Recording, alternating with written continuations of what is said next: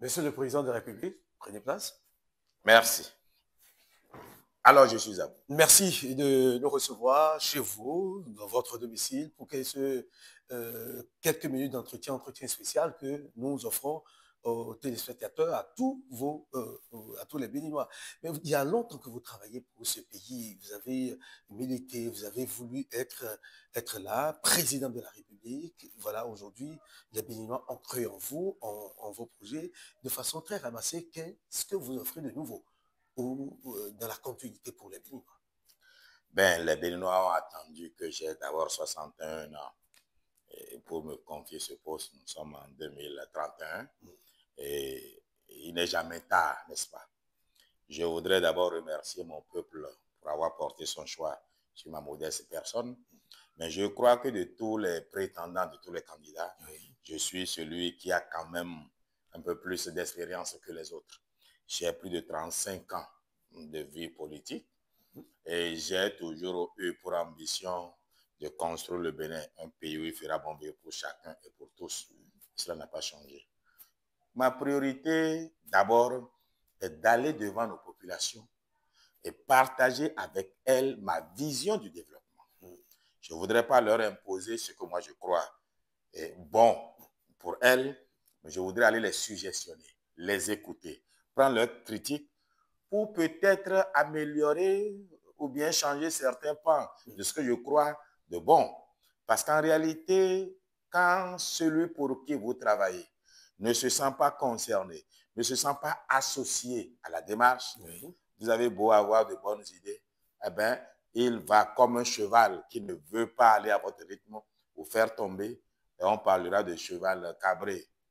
Et nous ne voulons pas d'un cheval cabré. On veut pouvoir travailler avec les Béninois en symbiose et ensemble, n'est-ce pas?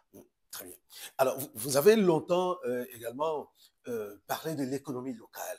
Quelle place cette option occupera dans vos programmes, dans vos programmations? Parce que là, vous avez la chance d'être directement là, en action, en exécutif. Alors, avec moi, désormais, le riz qui va se manger chez nous sera produit chez nous.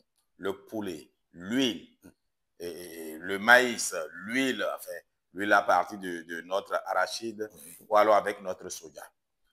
Vous savez, nous investissons, ça nous dépensons 70% de notre capacité en devise à importer à manger. Ça n'a pas de sens. Vous mangez le lendemain, ça va aux chiottes.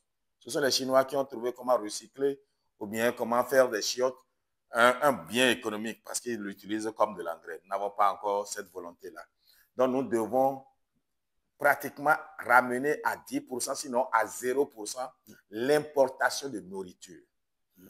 Vous ne pouvez pas être en Afrique, être au Bénin et manger ce qui vient de la Chine, ce qui vient de l'Inde, ce qui vient du Brésil, qu'on peut produire chez nous.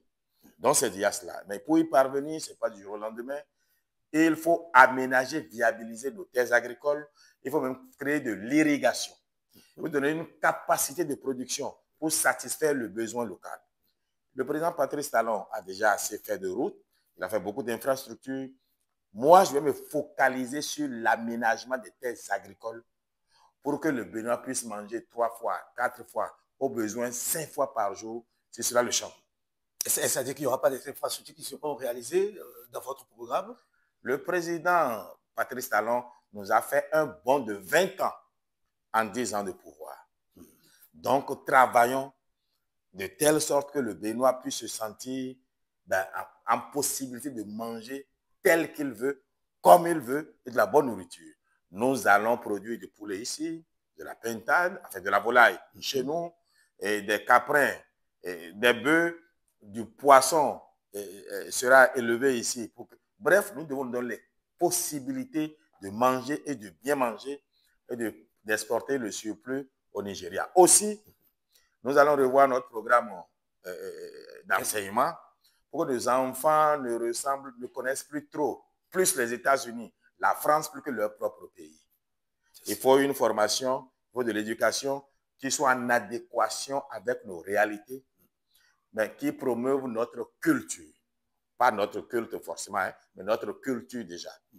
Il faut que nos enfants connaissent leur histoire, sachent la grandeur passée de l'Afrique, la grandeur passée de leurs aïeuls, mais pour se saisir de cette fierté-là pour aller de l'avant.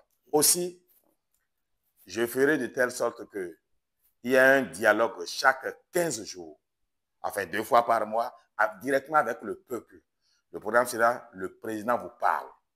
Et à travers cet échange-là, je crois que nous pourrions résoudre certaines difficultés auxquelles nous fait face aujourd'hui. Et pour terminer, Monsieur le Président de la République, mais visiblement, à vous entendre, votre idéologie, votre politique, ça s'apparente à du socialisme. Alors, pas du tout. Moi, je suis libéral. Et chacun vivra en fonction de ses capacités, en fonction de ce qu'il fait. Il n'y aura pas de riches qui partagent avec le pauvre. Dieu même n'est pas socialiste, Dieu est capitaliste. C'est d'ailleurs pour ça que les saints droits ne sont pas égaux. Mais ceci étant dit, un pays pauvre comme nous doit avoir sa propre voie. Donc ma voie n'est ni du socialisme, ni du capitalisme, c'est du pragmatisme. C'est faire en sorte que nous puissions construire les fondamentaux du développement. Quand on aura fini cela, bon, on pourra faire tout ce qu'on veut. Mais l'État sera au centre parce que nous avons un pays faible et les forts risquent d'esclavagiser les faibles. L'État doit être là pour faire l'arbitre en réalité. Très bien. Et pour finir, dernier mot, qu'est-ce que vous avez à dire à votre peuple qui vous écoute de façon rassurante? Alors, je voudrais demander au peuple béninois de savoir que c'est ensemble que nous allons réussir ce challenge.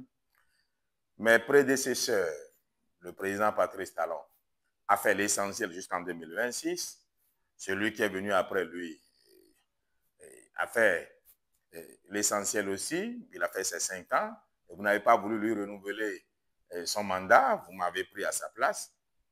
Je ne dis pas qu'il a démérité, mais je vous remercie de m'avoir choisi pour continuer ce qu'il a déjà commencé. Mais nous ferons table rase de tout ce qui a été fait jusqu'à aujourd'hui sur le plan de l'agriculture. Donc, on va lancer un nouveau modèle. Et c'est ensemble. Je vais souvent consulter les anciens présidents parce qu'ils ont été là avant moi. Et il y a des choses qui vont m'échapper que eux, ils seront mieux que moi. Merci, chère population. Et merci encore pour votre confiance placée à ma modeste personne. J'ai été candidat pour la première fois en 2016. C'est finalement en 2031 que vous m'avez choisi. Et je vous dis merci. Merci, Monsieur le Président de la République, Bertin Kaovi.